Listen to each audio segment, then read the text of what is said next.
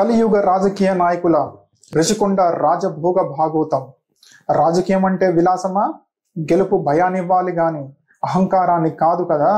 ఈ మధ్య రిషికొండ ప్యాలెస్ నిర్మాణం సమాజంలో, రాజకీయ వ్యవస్థల్లో, పత్రికల్లో, టీవీలలో చాలా చర్చనీయాంశం అయ్యింది. ప్రజల డబ్బుతో ఇంత భారీ లగ్జరీ నిర్మాణం ఎంతవరకు కరెక్టు? రాజకీయ నాయకులకి ప్రజల డబ్బండే ఎందుకంత వాల్యూ లేదు? ఒకప్పుడు దేశాన్ని నడిపించే వారే రాజకీయ నాయకులు అయ్యేవారు. ఇప్పుడు దేశాన్ని దోచుకోవడం ఎలా తెలిసిన వాళ్ళే రాజకీయ నాయకులుగా ఎదుగుతున్నారు. దోచుకోవడానికి అలవాటు పడ్డ రాజకీయ నాయకులకు దేశమన్నా, దేశ ప్రజలు అన్నా, ప్రజల సంపాదన అన్నా పెద్దగా బాధ్యత ఉండదు.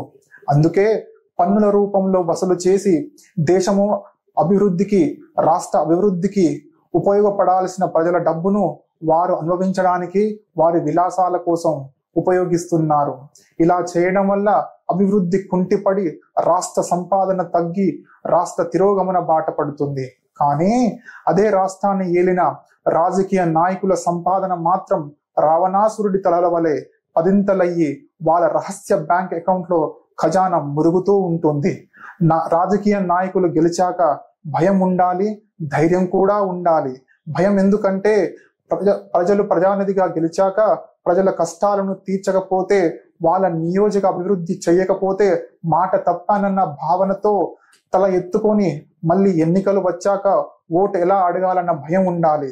ధైర్యం ఎందుకంటే ప్రజానిధిగా ఎన్నుకున్నాక రాజ్యాంగం మంచి చేయడానికి పొలిటికల్ సిస్టమ్ లో పవర్స్ ఇస్తుంది. ఆ పవర్స్ వాడుకొని ధైర్యంగా ఎవ్వడికి భయపడకుండా మంచి పనులు చెయ్యవచ్చు. బ్రతకడం, రాజకీయం అంటే విలాసంగా బ్రతకడం కాదు. దేశంపై ప్రేమతో ప్రతిరోజు బాధ్యతగా బ్రతకడం.